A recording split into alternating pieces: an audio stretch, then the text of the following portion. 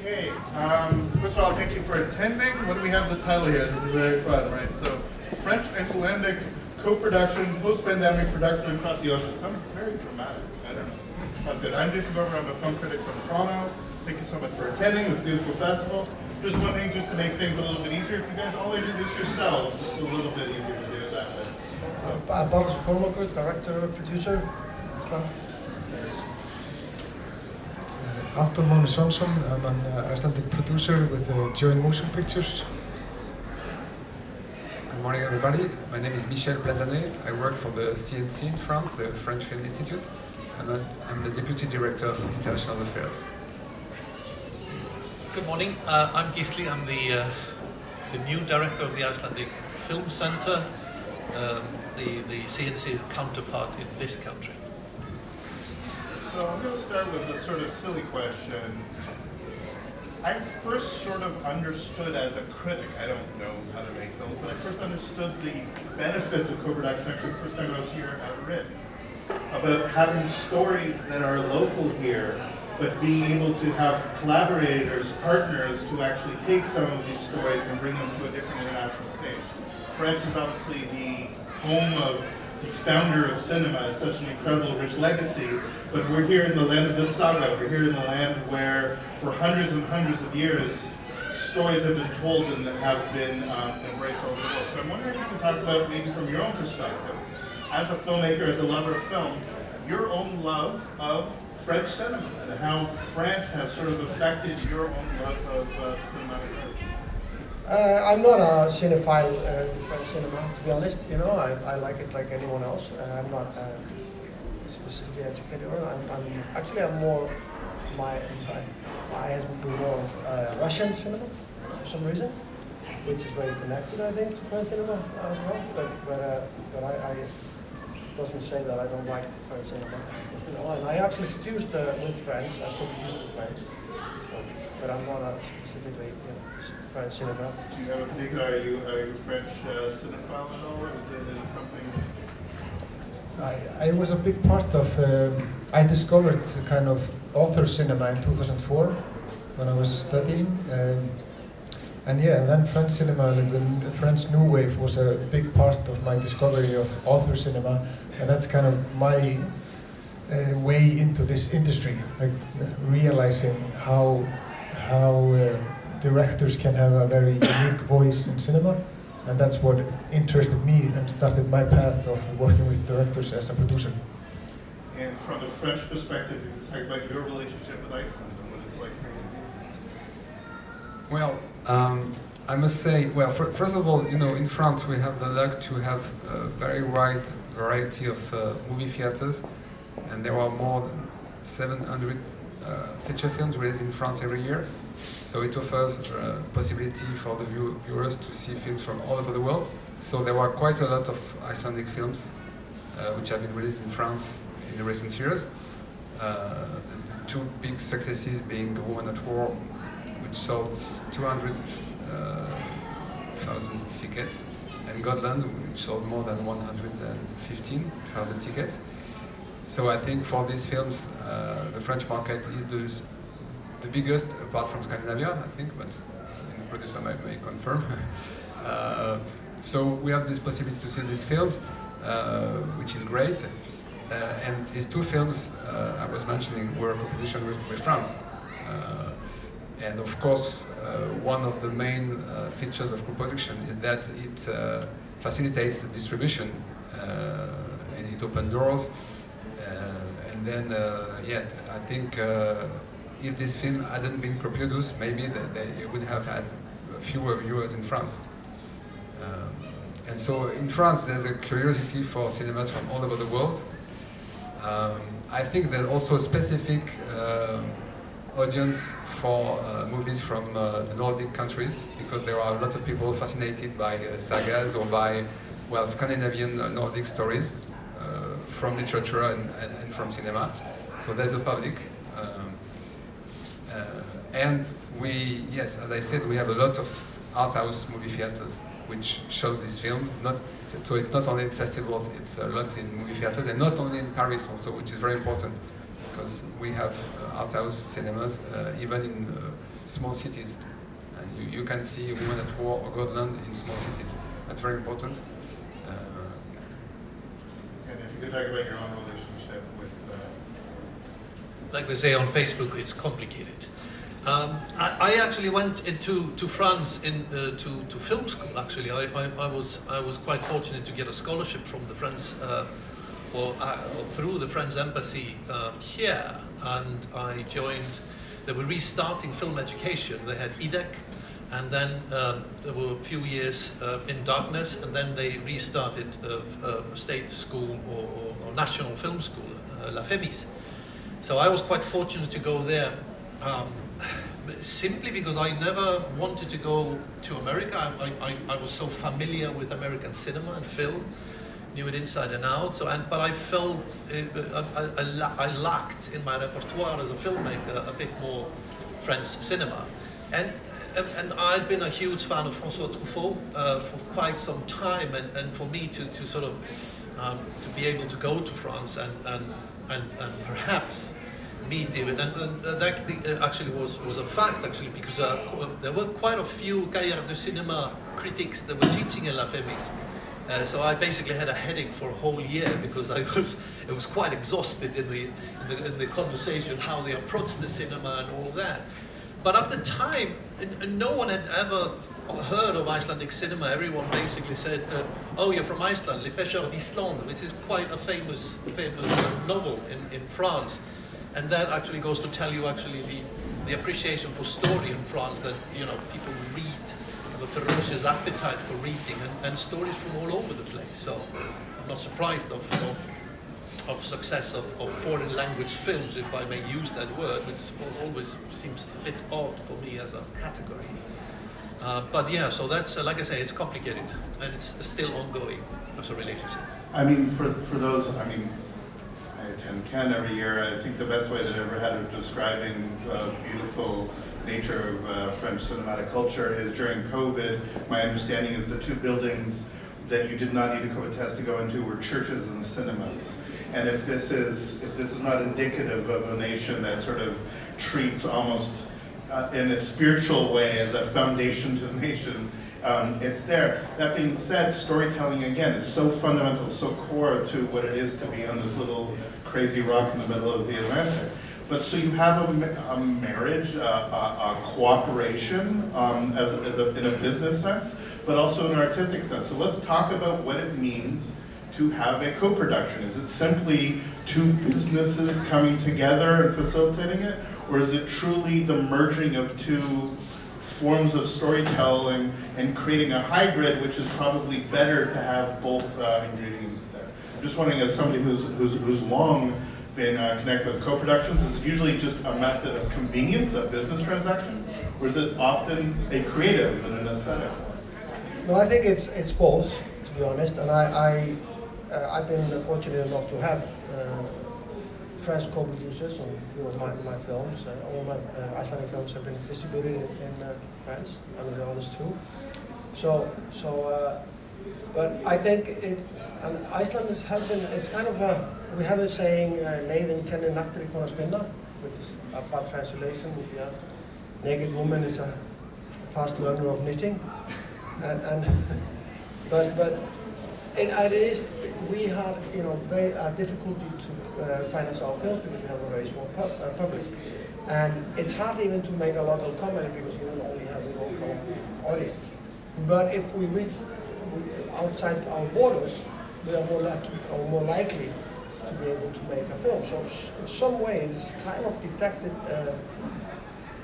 how we make our films, and most of our successful films are co-productions, and actually the majority of the financing coming from other countries, which can be problematic because other Scandinavian countries don't have this. They have always the majority of the money coming from their own country, but we don't have this luxury. So we have been quite good in finding money in other countries to support our stories. But also that kind of opens your eyes to their needs as well, without losing your identity. And sometimes actually they push onto your identity. Because if you're making a film, like he mentioned Gotland or Women at War, these are very authentic movies. So I think there is appetite for authentic Icelandic movies. They don't want some kind of mixture, you know, or something that's trying to be a Hollywood movie. So when I flew over, I never watched films on planes. I'm the idiot that actually saves movies for either my decent home setup or a theater.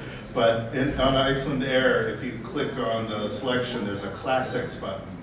And I hit classics, and there's one film, and it's 101 Reykjavik. That is the classic. That's the classic. Well, I think we have more than that, but No. I mean, I didn't say Icelandic classic. Okay. I said on the plane, the one classic film that they didn't have Casablanca, they didn't have Citizen Kane, they had 101. Okay. So without, I'm aware where it is in your filmography, but I want to focus on that one because that film really, in many ways, let people know that there is essentially a local filmmaking community of agreement. We talked about yesterday, they mentioned Björk and her music. In many ways, this film was an ambassador. I'm just wondering, in that particular film, specifically, how you got an international audience with that, and how that is different than some of your other films that came subsequently. Interesting enough, you know, I don't know why I made that film.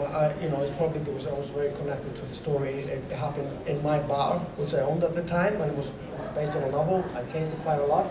I also managed to squeeze in my heritage from Spain through Victoria Abril, who actually lived in Paris at the time. I was more part of the French cinema.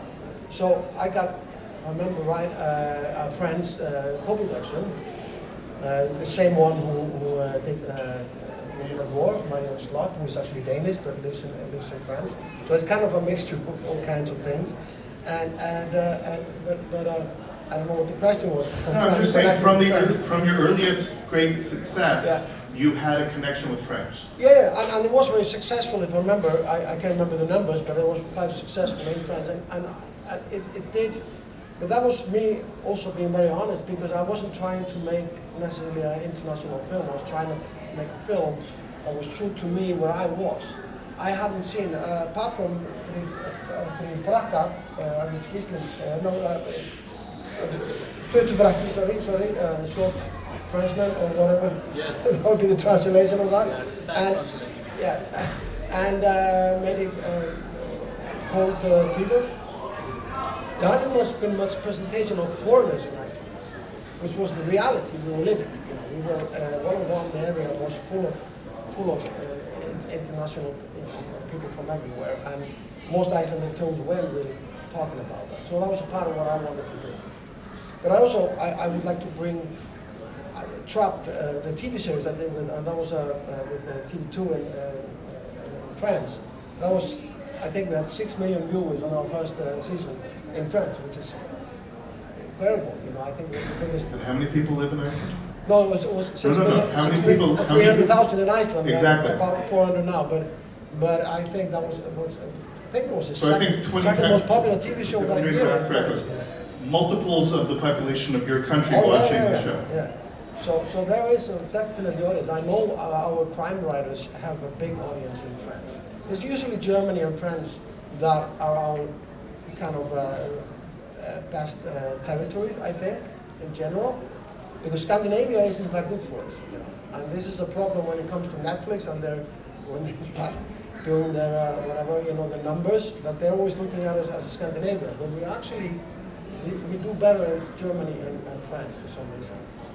And if you could talk about a very, very similar thing, if you could talk about the integration, because what I'm always fascinated by is the ability to take a local story and still have that, for lack of a better word, translate through the international co-production. You don't want to soften its local origins, but you want to make sure that it actually works to a greater community, a greater audience. If you could talk about, during your career, illustrious career, of navigating those elements.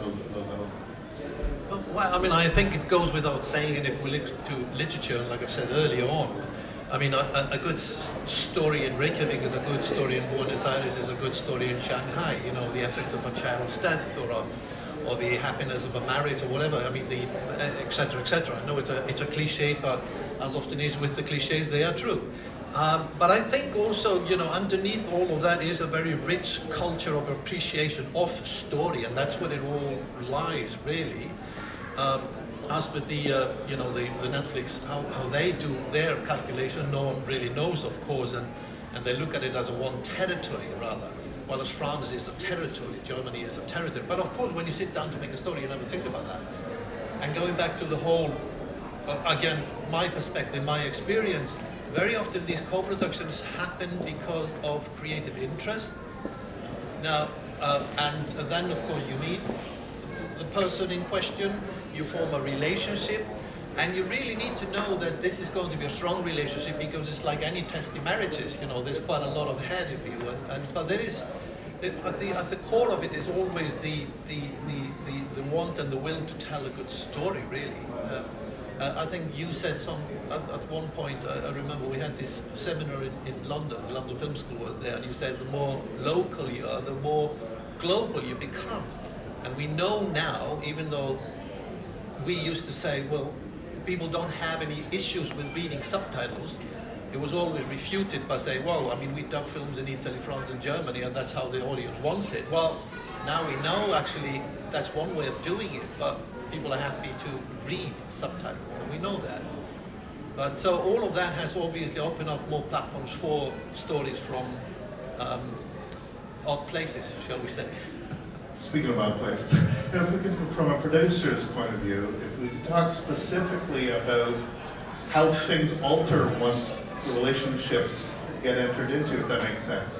How fundamentally different would, say, an Icelandic French co-production be from an Icelandic German co-production, or God forbid, an Icelandic Canadian co-production, Icelandic American co-production? Are there fundamental differences because you are starting to adopt some of the aesthetics, some of the character of the partner country, or is it simply we are looking for different ways of achieving different audiences? Bit difficult for me to answer that exactly, but I agree with everything that they've said here before, and maybe can tell you a little bit of an intro of how I've gotten into now co-producing with France. Because I'm mainly co-produced with the Nordic countries, but then also Czech Republic and Netherlands. Haven't been able to do it yet with Germany or Canada, so I can't. I'm just saying that there's something specifically French that happens when you co-produce with France. Yeah, I would say first, just to start with my introduction to France. France has been a big part of my kind of journey, because my kind of big break first was we had a short film in the main competition in Cannes 2013, and that kind of allowed us to do our first feature film. And since then we've had a few films in Cannes. Tell them what the film was. The film, yeah, Whale Volley, won a special mention in the main competition in Cannes 2013. And following that, so that was kind of crazy for us. That was kind of like the first big international film festival we went through. So after that, everything was kind of downhill. We drank champagne the whole time, and it was just, amazing. Did you go on a boat? That's the question. Yeah, right? Also, but then, but the year after that, so we then started to finance our first feature film, and we tried to finance that through France, but didn't succeed. And like 2014, I went to a producer's workshop, and I met my current French co-producer. And since then, since 2014, we've been trying to work with her. So Gotland is the third attempt, and we finally succeeded and got the financing.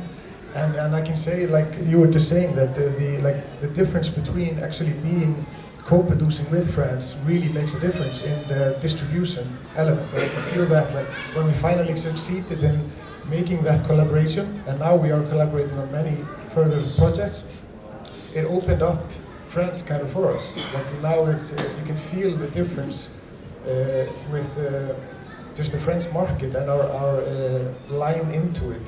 So now we just recently got support from Arte and CNC for his next short film by the same director, and we are working on a couple of more feature films. So now, like all my films since 2012 or something have been Iceland, Denmark at least, and then maybe Sweden and etc. But now France has become like our permanent partner in crime in that team. Perfect. And if we could talk about from the French perspective again, I think it would be very easy for France to come in and assume that things have to be a certain way, but I mean, that would be, I think, unfair to the decades that France has been facilitating and championing films from around the world. I'm wondering if you could talk maybe from your perspective of seeing, let's say, a much larger market, a larger country coming in, and still maintaining the voice of the product. In other words, not coming in and giving the benefit, but not stifling those elements that sort of a bigger neighbor coming in might inevitably do. Let's say if Hollywood came calling. Yes. So it raises a lot of different questions. First of all, well, there's a tradition of co-production in France, of course. Historically, the first ever co-production agreement was signed between France and Italy just after the war. And there was what we call the golden age of co-production during the 60s and the 70s, where almost all the French films were co-produced with Italy. But at that time, it was kind of co-production which is not made any longer with, you know, a mix-up of actors, Italian actors and French actors, everyone being dubbed at the end of the day. And this kind of production, kind of Euro pudding is not made any longer. It's a good thing, in my opinion. But although France co-produced very early, it's less in the DNA maybe of the French industry than in smaller countries, where it's absolutely necessary to co-produce because the market is small, like in Iceland, but not only. So France is a big market, but a lot of public money, a lot of private money.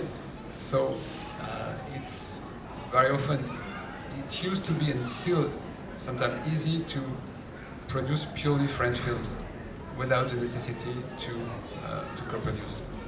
But at the same time, there's this tradition in France of being very open to the diversity of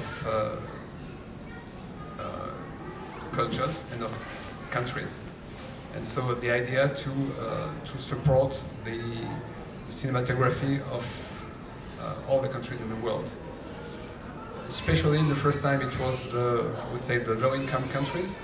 And so France set up in 1984 a special program called Fonds Sud, fund to support southern countries, which aimed at giving money to projects co-produced between France and Africa, South America, and partly Asia, excepting the rich countries. And it was a great support for the producers and directors of all these countries. And 11 years ago, in 2012, we decided to do something more ambitious and to have a universal tool to support films from all over the world. And this fund is called Cinéma du Monde, so in English, World Cinema. And it's open to all the countries in the world without any exception. Okay? So in 11 years, we have supported films from 110 different countries, which is, I think, quite an impressive result. Even films from countries where very small, or countries whose cinematography is totally unknown. And the only requirement is to have a French co-producer, whatever the share in the co-production is. So it can be very small, in fact. And so there are a lot of producers in France which are specialists now in co-production, minority productions. And we have the ecosystem for that, all the talents and the post-production facilities. So very often, because to answer also one of your questions, the idea is not to impose, something artistic in the film, to impose, a member of the cast, or because it would be detrimental to the quality of the film most of the time. I mean, a French actor in Gorber would make no sense, of course. As we have to have some French expenses, most of the time it's post-production. It can be a member of the crew on the set.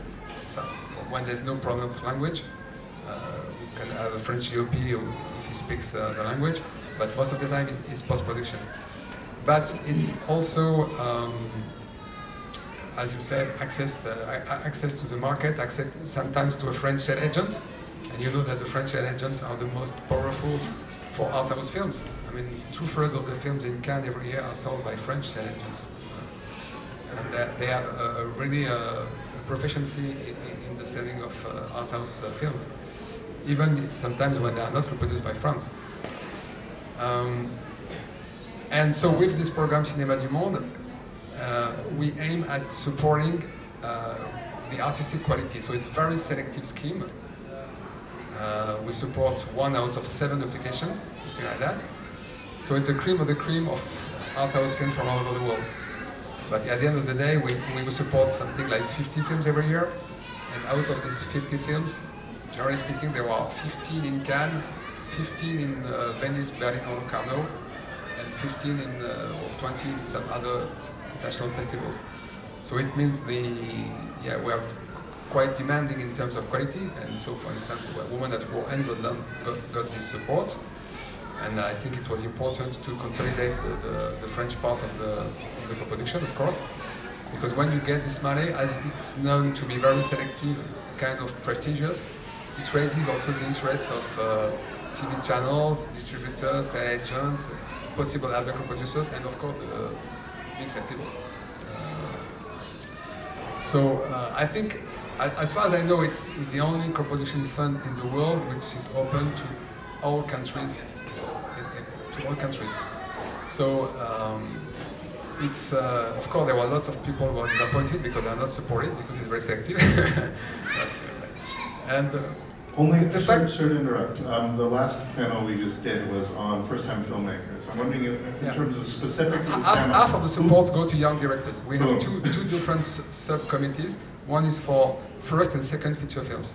So it's very important because we also want to support the emergence of new talents. And so half of the support go to young people, and most of these films end up in Cannes, in fact. And we have the possibility for the films which are not supported, they can come back with a rough cut of the film and got a post-production support. So you cannot have both. It's cheese or dessert, as we say in France in some restaurants. But you cannot go direct to post-production. You have to have applied for production, and if you are not supported at this stage, you can go back and ask for post-production support. But don't you have to get through the first round to be able to? No, because the post-production support is in 2 rounds. The first selection and then final selection 1 month after. Not even if you are not in the second stage, you can go back to post-production support. Yeah, but don't you have to get through the first round? Because it's 2 rounds to get the production? Yeah. So if you get through the first round, then you can apply to the post-production, or am I understanding? No. The production support is in 2 stages. So, for instance, there are, in the first subcommittee for young directors, there are, generally speaking, something like 50 applications. So in the first round, the committee selects something like 15 projects, go through to the second round. In the second round, final selection, something like 5 films. And among all the films which have not been selected and which didn't get the support, if they make the film, they can go back for post-production support. So all 50? Yeah. Sorry, this is stunning, but I just want to clear on some details. Who's doing the selecting? What is the nature of the people choosing? It's a committee of professionals, independent professionals that we appoint. Producers? So there are producers, directors, scriptwriters, actors, film critics, people from festivals, totally independent. It's a tradition in the CNC. I think in most countries it's the same, but we don't select ourselves, not the staff of CNC which selects. It's a committee of independent professionals. For instance, for this committee, Cinéma du Monde, at the moment the president, chairwoman is Prune Anglais, who is the former director of La Rochelle Film Festival, a very good festival in France.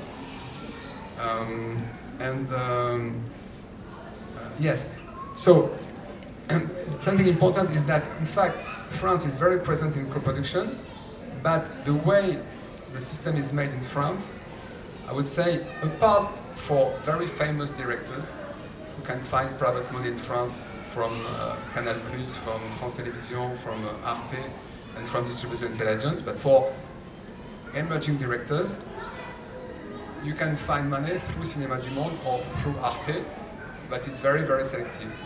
But in France, for instance, you cannot have tax rebate for minority co-productions. We don't have automatic money, in fact, for minority co-production. So it's a handicap compared, for instance, for Belgium or Germany, where you can find easy money. So in fact, a lot of films, of projects, which are looking for cooperation with France, if they don't get selective money, so most of the time then they co-produce with Belgium or Germany because it's easier to get money. But very often they prefer to work with France because of the reasons we were mentioning, the access to the market, to the sale agents. So the way we co-produce is slightly different from the way some other countries different. It's more artistic, I would say, in France. It's the way it's organized at the moment. It may change, but it's a very good, as you say, like a quality stamp for the project to get that selective support.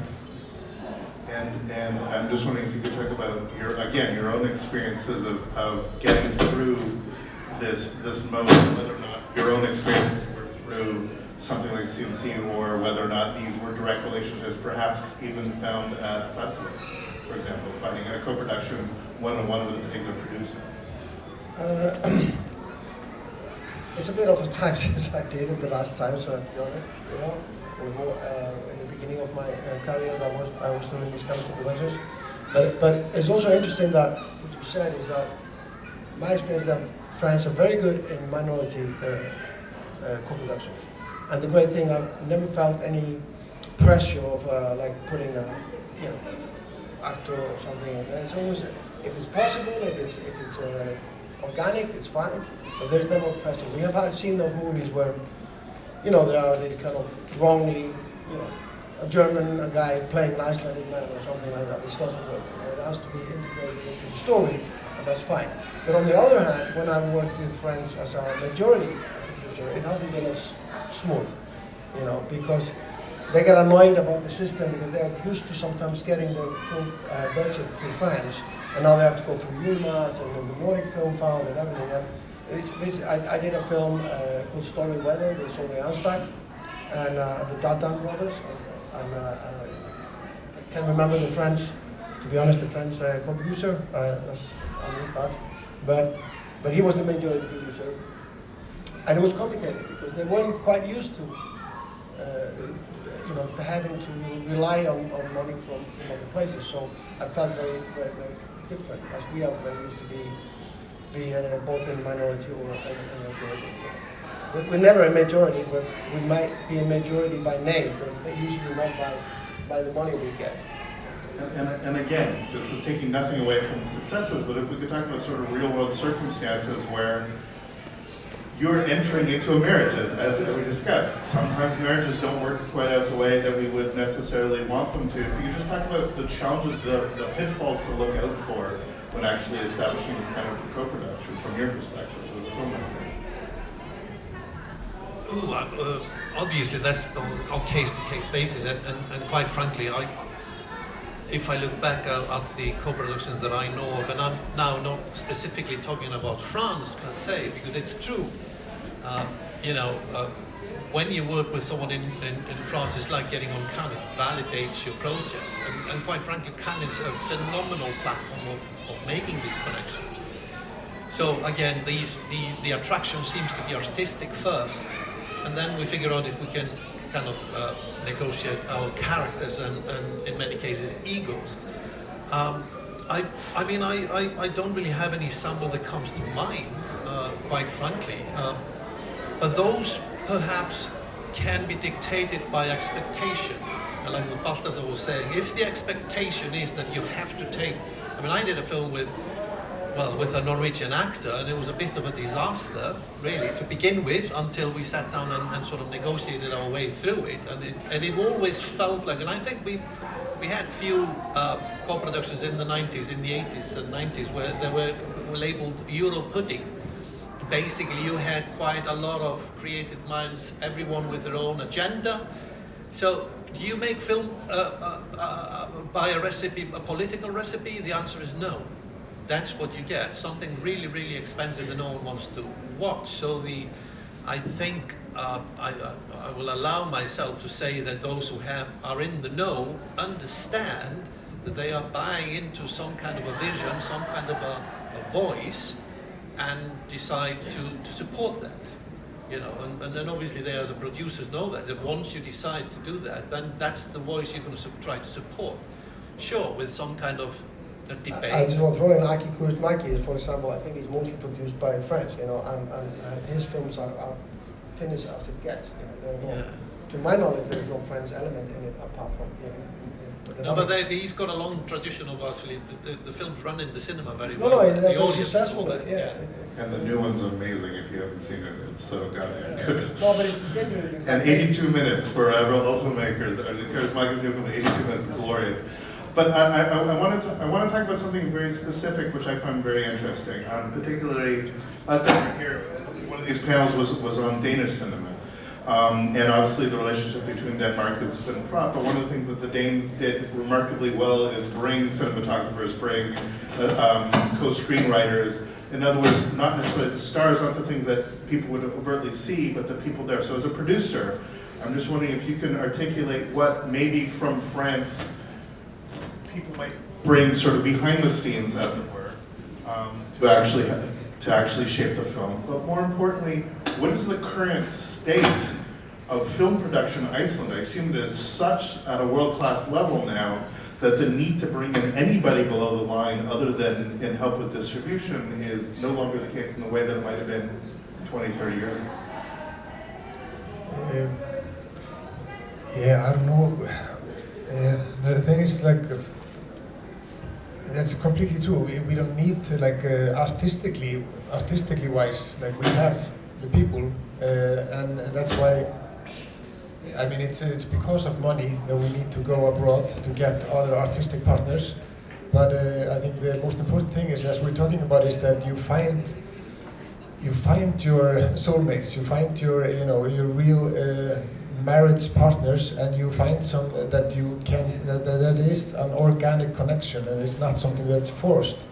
And of course, France has a lot of creative talent that we can get, and but the nice thing as well, as we were speaking about, there's not as much pressure there than as in many countries it is. So for example, for us, we haven't we have gotten a great Foley artist from France, for example, and that we really like to work with, but we're still like figuring out who are our like permanent partners for our team from France. So I can't say more more examples of that exactly. You should close your ears now, because this is how sometimes what happens sometimes. When I was doing The Sea, it was a French co-production. Von Lupt, I think, was the producer, Mr. Von Lupt, and we had this co-production agreement, and we had to go to France and mix. And Captain Kjartason, my mixer, we were sitting in front of this like dinosaur of a mixer, you know, and he said to me, "I don't need this, you know. I can do it in my laptop, because technically I won't." And we wouldn't get the support if we wouldn't use the mixer. So what he had to do is to take the mixer and use it as an output. No, he just threw the mixer and into his computer, and then he applied for and we never touched the button on the mixer. But that becomes sometimes, the burden of if you need to do something or complicated. It just was funny, because that technique was just that, moved on and it's just buttons, didn't matter. But and this might be a weird question, I guess, for all of you, particularly here. There's so much going on now. Obviously, we're just coming out of the pandemic, but there's so many crazy Hollywood productions coming here, TV shows, monster productions. Again, you're 300,000 people. At some point in time, you would think, as Icelandic filmmakers, you may be trumped by a bigger production in town and might not have the local resources below the gaffers, the key grips, whomever that you need, that you're trying to make an Icelandic film and you can't make an Icelandic film because Hollywood's in town. Just wondering if you talk about navigating that in the context of that maybe co-production can give you a certain stature whereby you can be the first ones actually booking that stuff. I don't know, I'm guessing here, but I assume it's a pain in the ass when Lucasfilm's in town, or Warner's in town, or whomever, and you're trying to make a movie, but all your texts are somewhere else. Is that something that actually transpires? Yes, it does. I mean, of course, there come these periods of times when all the crew is booked, and we have to get crew from elsewhere. No, definitely. But one more thing that I would like to add regarding these partners, for example, in France, like it's not only about, I think it's really important also, my producing partner is a very creative partner as well for our team. So like Sieb also becomes really a big partner in, like she's involved from the script. So we're discussing the project and getting input from her and her company throughout the whole process. So I just wanted to add that as well. Like that, for me, that's a huge creative element towards the partnership. And again, from the outside, forgive me, but as I'm a critic, I just watch the thing. I don't necessarily know the mechanisms. But you think of it as just France is writing a check. It's not the case. You actually have a human being. It's not you think of co-production, you think of two bank accounts talking to one another, but really it is very fundamental. It is human beings interacting with other human beings, creative professionals interacting with human creative professionals. I just want to throw in this because you mentioned this with crew. I couldn't disagree more, but that's, we see it probably opposite. I'm actually, of course, involved in a lot of these bigger productions coming to Iceland, you know, in the studio, and I think it's created a huge talent base of people, you know. Yes, but it can never be seen as a trouble that people can get work, you know. You can't ask them to wait around and sit around for 1.5 years until your very artistic small film is ready to go, because that doesn't create an industry, you know. But of course, the more people that are work, the more will be available. It's just an economy that works together. So that's because this, what you said, I understand where it's coming from. But you heard about this, and people complain. But in the Icelandic media, but I'm sure. I'm coming in a different way. I'm wondering: does a co-production actually give you the ability to book these projects? In other words, you are slightly now bigger. You're not just seen as local. As messed up as that is, it's not just thought of as simply an Icelandic production. Yes. But being a co-production, therefore, below the. But I think there's less. I mean, there's this post-production definitely, but there's less of like in 2000, late 90s, 2000. There were more like DPs were coming here. I had a French DP in the sea. You know, there was a German one in 101. It was much more like that. It's less now. The DPs have risen in Iceland, and I think it's a good thing. You know, when we have talent, we can actually probably do 2 major productions at the same time. I'm talking about big ones, and fill it up with Icelandic people. Yeah, and of course, there's always in those big productions a lot of talent is brought in, but it's changing. We are stepping up there too. So I think it's a huge benefit to the Icelandic on the long term. There might be moments where you have, we need to bring in some people because there's lack of them. You know, but in the long term, you're creating a huge pool of talent. Brilliant. Any questions from the audience? Anybody with anything pressing? I'll keep going up. From your perspective about navigating just geopolitics, about the yes, these are creative people, so there's passions flying, but there's also real money at stake here, and there's real reputations at stake. I'm just wondering if you could talk about the real challenges of navigating this that people might need to be made aware of to lower expectations or raise expectations. Yeah. I'm not sure to understand the question, sorry. It's not just, because it's not transactional, it's not simply, I'm going to give you money to make your movie. Yeah. Inevitably, since creativity is involved, emotion is involved. And if you can just talk about navigating that, and maybe a unique emotional connection or whatsoever, an emotional language used that you might find unique between working with Icelandic filmmakers and not. I'm not a producer myself, so it's difficult for me to answer. What I can say is that there are very different ways of co-producing.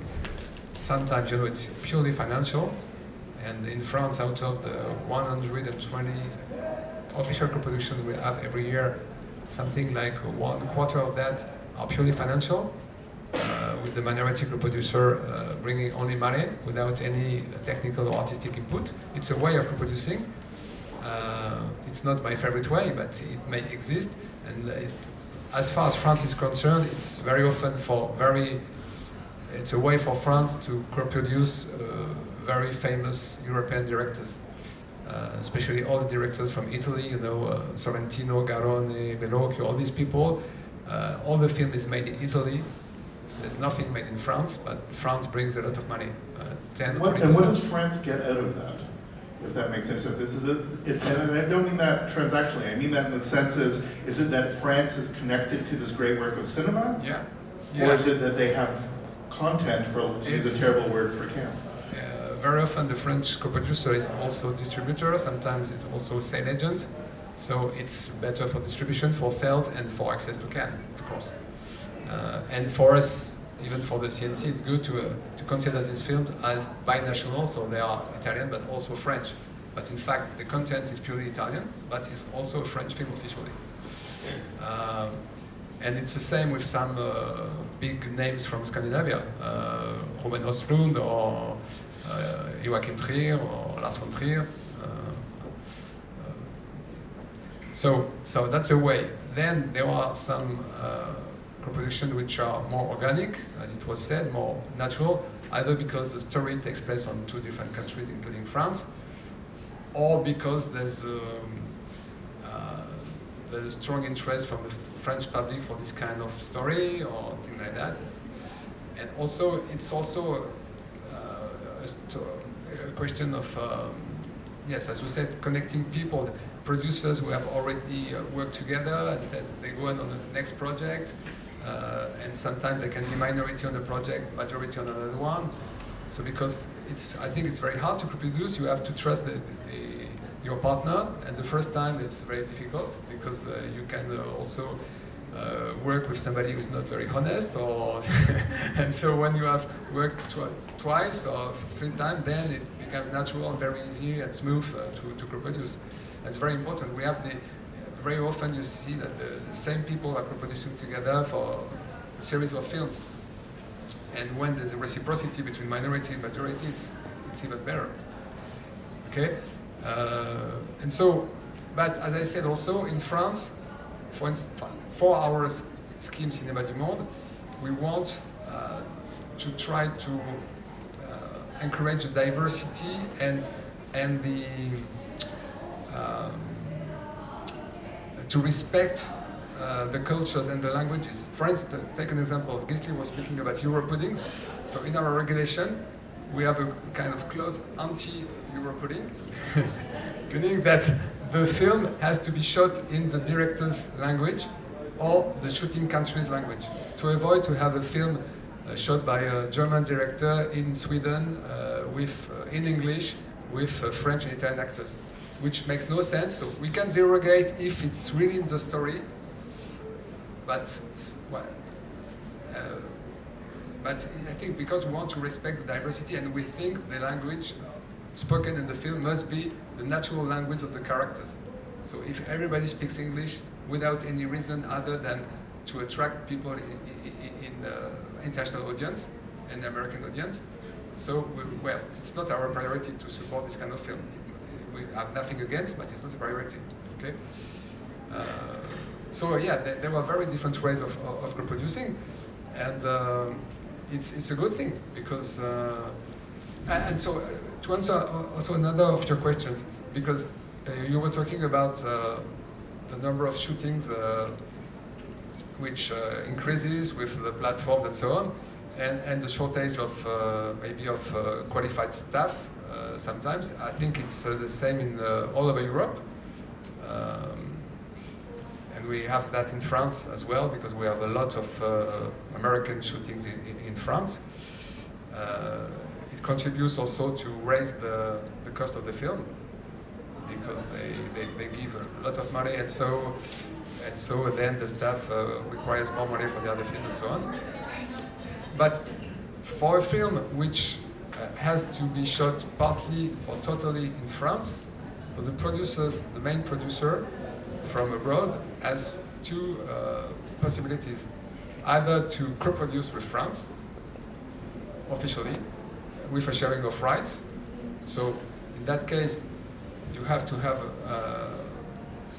we have to have a co-production agreement between the countries. So with the USA, of course, there's no co-production agreement, so it's impossible with the US. But it's possible with we have agreements with 60 countries in the world. So all the European countries and also Canada, a lot of African countries and so on. The other possibility is to apply for the tax rebate in France, what we call TRIP, tax rebate on international production. But in that case, the French producer is only a line producer, okay? And so it's not a co-production, it's a foreign film shot in France, which gets tax rebate. And so sometimes it can be a real choice for the main producer between these two possibilities, the two having their advantages and disadvantages, of course. How much?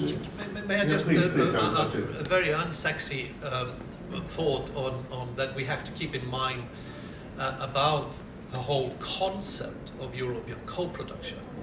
First and foremost, it is to spread financial risk, because if you have more financial risk, because nobody knows. Let's just face it, you don't really know.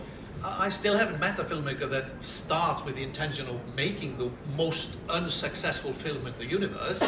Everyone, of course, starts the journey with the passion and the aim to make a film that gets seen by many. But we all know that nobody really knows. So one really important factor to bear in mind is this financial spread. Now, obviously, once you have international European co-production, you basically also have an evidence that you are going to be screening the film in 2 or 3 more territories, basically the home country of the co-producer. So already the portfolio of a tiny little film, art house movie, all of a sudden expanded quite extensively. So already that is something that we need to keep in mind, on top of obviously the initial drive, which is passion and storytelling and all the. But from the perspective of institutions, is indeed, oh, okay, they've already got 3 territories involved. So how can we facilitate, how we can support and help, etc. Can a co-production facilitate creative reciprocity in a market as diverse but also closed as France? In other words, can working on a French-Icelandic co-production result in you as filmmakers, producers, directors going to France to make a movie? Is it ever a two-way street on that level of creativity, or is it very much that you're making something here, they're coming here into your territory to facilitate that? Have your opportunities changed because of your co-production, that you've then gone into the country where some of your co-producers might have been, for example? No, I don't think so. I have, whether you want to or not is secondary. Yeah, but there is. I know there are directors of who have gone. Australian Henning, has shot in France, and there are probably there is and Downtown Brothers. I'm sure whether it's all Belgium or France, where the countries are more connected. But there isn't really a journey for unless you're connected to the country. And like I know David Cowley has made the film in Denmark. In Iceland, he educated, he lived there. But I don't know if an Icelandic director was made a film in France, or Spain, or it's in there. You're getting, you know what I'm getting at. The jump from being, there's nothing. It's not a denigration, but the whole notion of becoming not just an Icelandic director. Yeah, no, I understand. I'm trying to see if. I would think it would be easier for you to go to Hollywood than it would for you to go to France. Probably is, yeah. It's probably more likely, because it's also very hard to. It's hard enough to. Rightly or wrongly, one doesn't think of Hollywood as a meritocracy. No, but it is very hard to make a film in another culture if it is not orientated from. I just made a film that takes place in Iceland, England and Japan. It's very complicated, but it's from a perspective of an Icelandic man, you know. So that changed it. But if I were to go in from a perspective of a Japanese woman, I wouldn't have made that film, you know, because it would be, you know, I would be lost in translation, I assume. That's a different film from Japan. Yeah, I know about that one.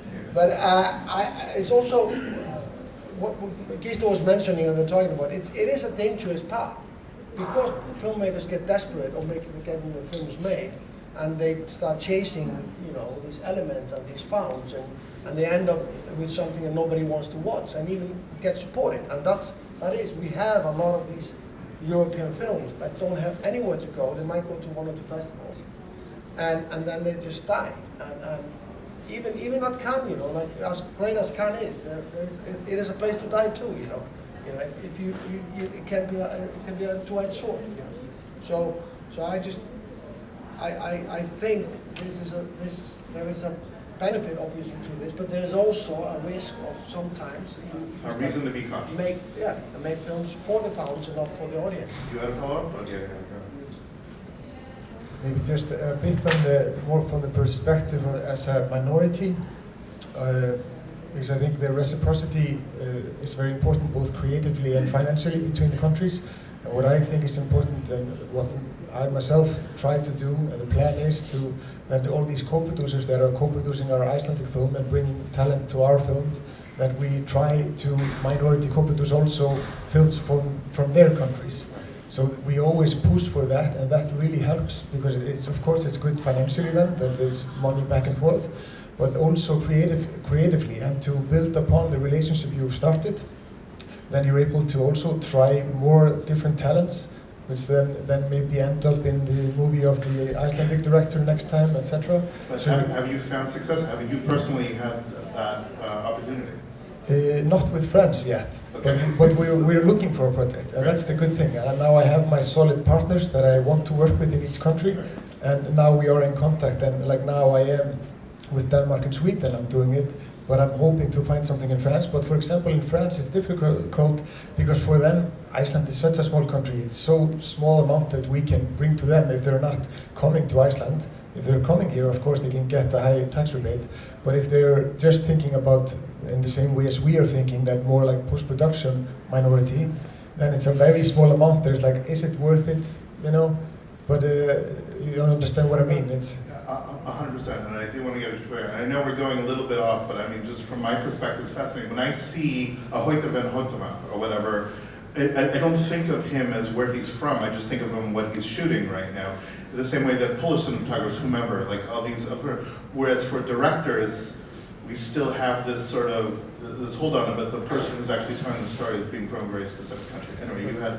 Can I add just one thing? Yeah. Just the important thing of what is though making Iceland more co-produced, and I can feel the interest of co-producing with Iceland is because our talent, our creative talent, not just directors, but the other talents are becoming on such a high level. And for example, of course, our composers have become, you know, very known. And so there's a huge request now from foreign countries to minority co-produce with Iceland to be able to work with those people. That's fascinating and incredible. I mean, what was it last time Heather had 2 Oscar nominations in the same thing? I mean, incredible stuff coming out of this country. You were going to say? No, I just wanted to put my hat on as the Icelandic, the director of Icelandic Film Centre, and sort of talk a little bit about the people behind the scene, us, that we are continuously also promoting and thinking of creating platforms for filmmakers, for creatives to come together and hopefully find partners, hopefully find people to work with. And we have quite a lot of collaborative approaches ahead in France. And that's partly why I'm glad Michel is here, so we can continue talking about that. And these conversations take place during encounters by film agencies. And like I say, yes, there is the sensational, glamorous platform of Cannes, but a lot of work takes place behind, and there are quite a lot of unsung heroes, actually, who have passion for these things and don't necessarily seek any credit, or aren't necessarily applauded when the film wins great award. But behind all of this, I think we need to remember that there are all institutions, that's partly of Europe's strength. It is to to have decided to put and allocate quite a lot of finances to that cultural diversity there is in Europe. And then it's us to try to get it to work in terms of, like I said, it can be quite an inspirational in terms of financial risk, etc. But the beauty of it in all is indeed when you see creative people come together, there is a synergy, there is something happening there, and this is something that you can't really explain, but has to do with talent. So it's for institutions like ours to facilitate a platform for excellent and creative work to be born. So forgive the ignorance of this question, but if a big production, any production, comes into Iceland, is it necessary that there be Icelanders formally part of the production? So you could come, you can be Batman and come in here. Do you need to have somebody Icelandic as a producer? I think you have to have an Icelandic, at least legal home or something like that, you know, like so a company. So I think that there has been probably examples of people, smaller, but none of the bigger ones. They always, you know, there's always some a connection. service company or production company that's behind it, and it's been, you know, it's become a big business in Iceland now to service and also, you know, produce. There are conditions, yes, Yeah, for the tax incentive and all of that. But Right. yes. And I bring this up because, again, we go back to France, which is, again, this bastion, this incredible beacon of cinematic culture, but also a complicated one to navigate. So if you guys sort of wrapping it up, at best you have synergy. You have the best of both worlds coming together. What would you guys like to see moving forward in order to facilitate more co-productions? What would you like to see the future of this type of co-production between this incredible, resilient, amazing story culture here in Iceland, but also the incredible legacy of filmmaking in France? Yes, just to remind also that there was, last year or 2 years ago, a French initiated film entirely shot in Iceland. First film by Dinarad Gorber, who is a Russian-born actress and now filmmaker living in France. And it was produced by Marianne Slot from Slot Machine, but co-produced with Iceland and entirely shot here. So to not revive, but to increase the number of cooperation with Iceland, one thing we're going to maybe discuss with Gísli is to revise the cooperation agreement between our countries, because it dates back from the 1990, I think, so more than 30 years ago, and it has certainly to be revised and maybe made more flexible, because at the moment there's a necessity for the minority country to be at minimum at 20% of the co-production, which might be difficult in the case of big budgets, especially if the minority country is Iceland. For a big French film, it can be very difficult to be up to 20%. So that's a possibility. And also, I would like to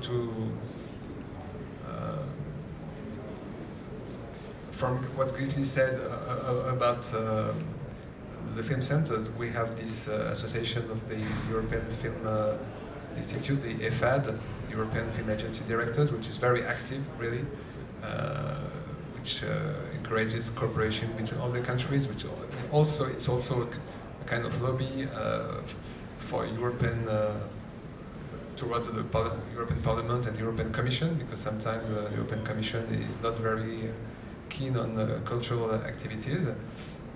So we have to be very vigilant. And so that's the solidarity. And I must say, also admire the solidarity of the Nordic countries with Scandinavian films, which is a very interesting and active and fruitful structure.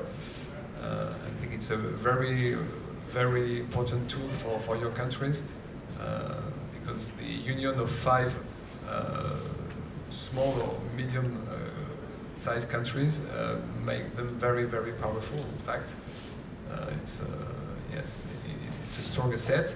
And then there's the association at the European level, which is very strong. And really, I think we are very keen in the CNC on having more cooperation with the Nordic countries in general, and of course with Iceland, and that's the reason why I'm here also. And the hot dogs are very good too. And as Gísli speaks perfect French, it would be even easier. And from your perspective, what would you guys like to see? In an ideal world, what would you like to see to facilitate you making films in cooperation with France? I mean, I think anything that, you know,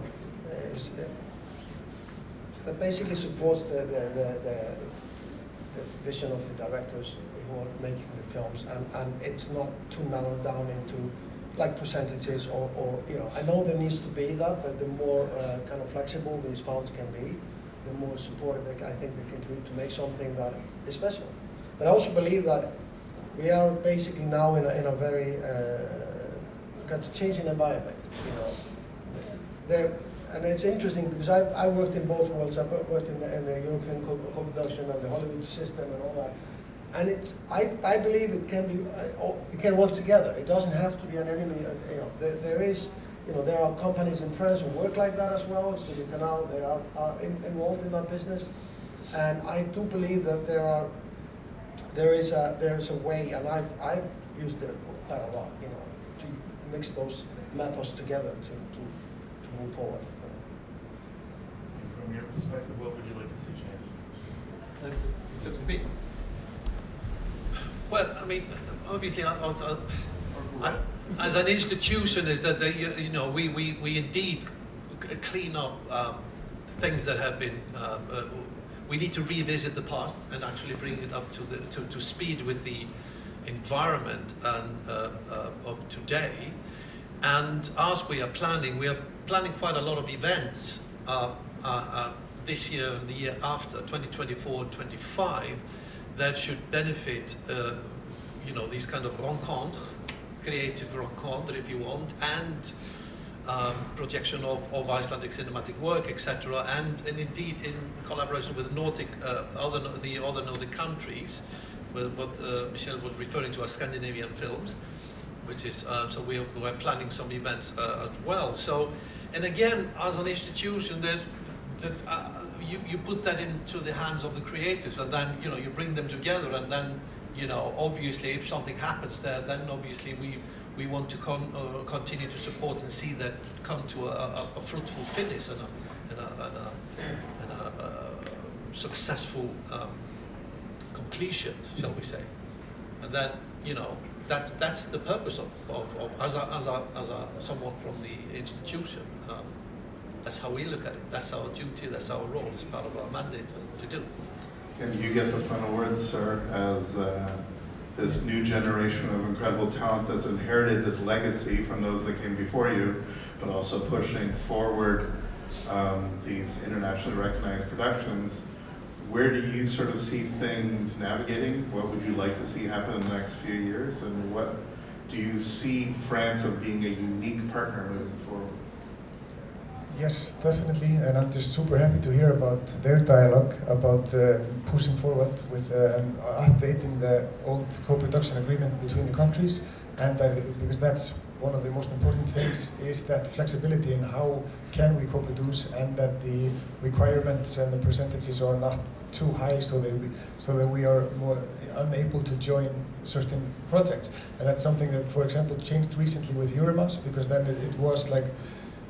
A co-producing country could not have less than 10% to be an official co-producing partner, and now that has been changed in all the countries that have signed the new, what's it called, convention, and then you can go down to 5%.